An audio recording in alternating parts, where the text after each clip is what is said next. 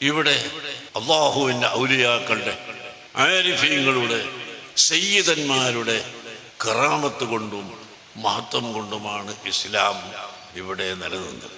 പക്ഷേ ഒരു വലിയും ഒരു കുതുബും ശരീഅത്തിന് വിരുദ്ധമായി ഒന്നും ചെയ്യാൻ സമ്മതിക്കില്ല. ശരീഅത്തിന് വിരുദ്ധമായി ഒന്നും ചെയ്യാൻ സമ്മതിക്കില്ല. ശരീഅത്തിന്റെ ഉലമാ അവർ വലിയ കുതുബുകൾ, 4 മദ്ഹബിന്റെ ഇമാമുകൾ 4 പേരും വലിയ കുതുബുകളാണ്.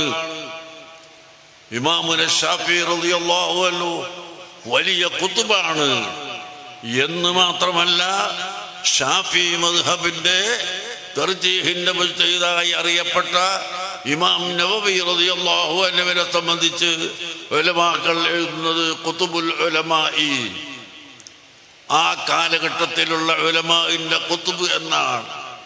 അങ്ങനെ ബഹുമാനപ്പെട്ട ഇമാം നവവി ഖുതുബായിരുന്നു. ഇമാം ഷാഫി റളിയല്ലാഹു അൻഹു വലിയ ഖുതുബായിരുന്നു.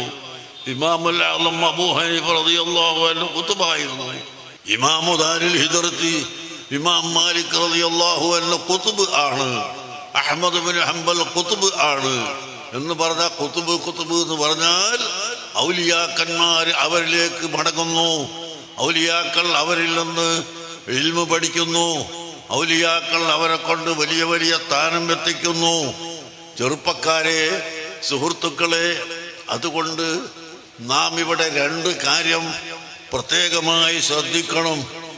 അഹ്ലുസുന്നത്തി വൽ ജമാഅത്ത് എന്ന് പറഞ്ഞാൽ ഈ ഔലിയാക്കളുടെ, കുതുബുകളുടെ, ഗൗസുകളുടെ, ഉലമാക്കളുടെ ഒരു സമൂഹമാണ്. അതാണ് ഒരു കാര്യം. രണ്ടാമത്തത്, ചില ആള് ഔലിയാണ്, മറ്റതാണ് മറിച്ചാന്ന് പറഞ്ഞിട്ട് വന്നിട്ട് നിസ്കരിക്കാതെ മനുഷ്യനെ ആക്കിക്കളയുന്നവരുണ്ട്. നഊദു ബില്ലാഹ്, അല്ലാഹു കാത്തുരക്ഷിക്കട്ടെ.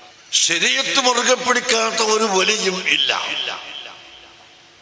ശരീഅത്ത് മുറുകെ പിടിക്കാത്ത ഒരു കുതുബും ഇല്ല.